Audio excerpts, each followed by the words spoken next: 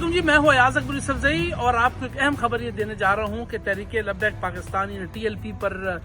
पाबंदी के हवाले से जो पंजाब की सूबाई काबीना ने एक सिफारिशात भिजवाई थी वजारत दाखिला को, और उसके बाद वजारत दाखिला ने आज वफाकी काबीना के इजलास में उन सिफारिशात को सामने रखा, तफसील गुफ्तगू हुई और फाइनली वफाकी काबीना ने मंजूरी दे दी कि तहरीक लब्बैक पाकिस्तान पर पाबंदी लगाई जाए।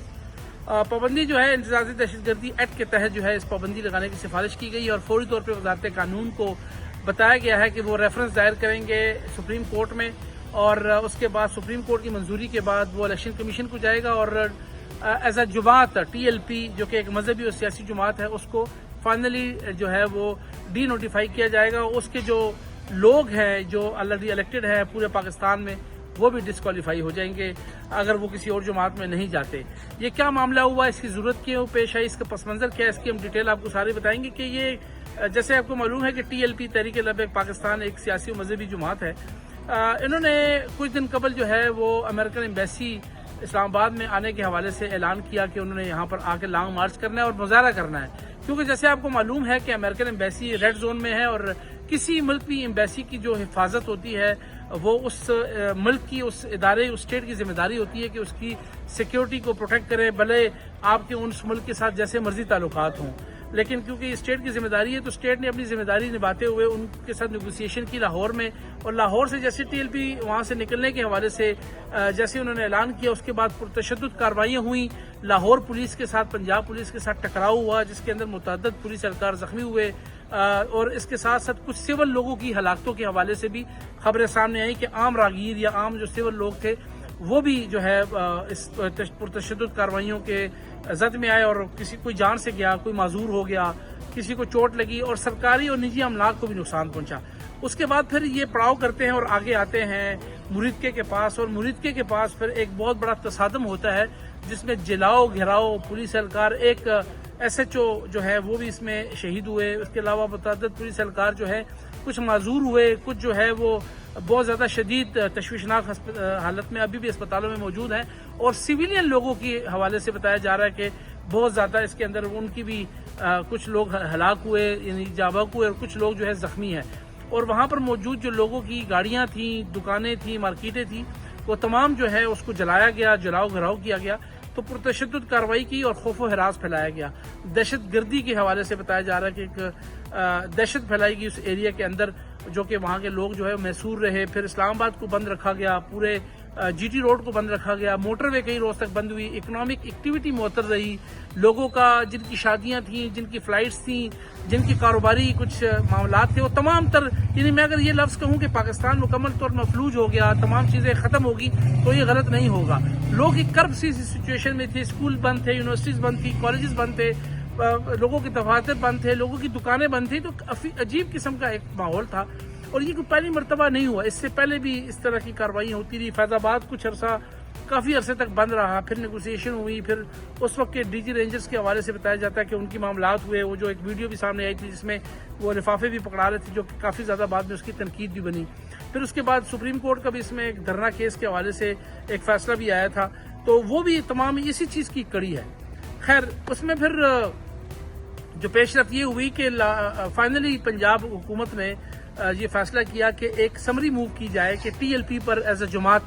पाबंदी लगाई जाए, क्योंकि पुरतशद्दुद कार्रवाइयों में मुलविस रही, लोगों को नुकसान पहुंचाया, दहशत फैलाई,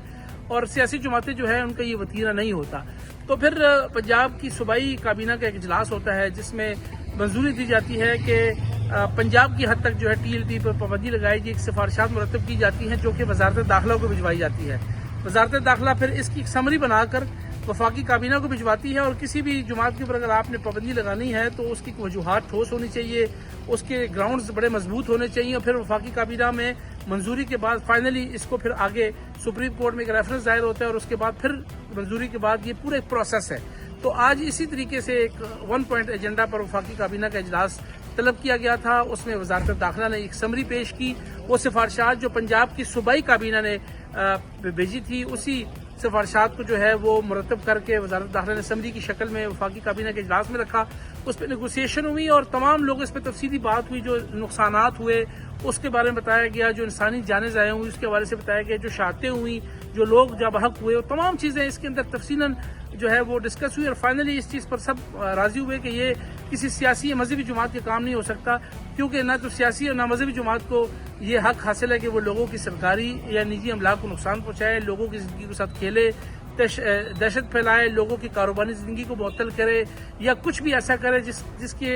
سے یہ تاثر جائے کہ دہشت جو ہے وہ پھیلی جا رہی ہے۔ تو فائنلی پھر آج انسداد دہشت گردی ایکٹ کے تحت جو ہے وہ اس ٹی ایل پی کو اس کو بین کرنے کے حوالے سے وفاقی کابینہ نے منظوری دے دی، اور یہ اب اور فوری طور پر وزارت قانون کو کہا کہ آپ جو ہے ایک ریفرنس دائر کریں گے، 15 دن کا وقت دیا گیا ہے، اس 15 دن کے اندر یہ ریفرنس دائر کیا جائے گا سپریم کورٹ میں، اور سپریم کورٹ میں جب یہ ریفرنس منظور ہو جائے گا تو اس کے بعد پھر اس کو الیکشن کمیشن بھجوایا جائے گا، اور الیکشن کمیشن کے بعد جو ہے اس کو ڈی نوٹیفائی کیا جائے گا، پھر اس کے بعد ٹی ایل پی یعنی تحریک لبیک پاکستان جو ہے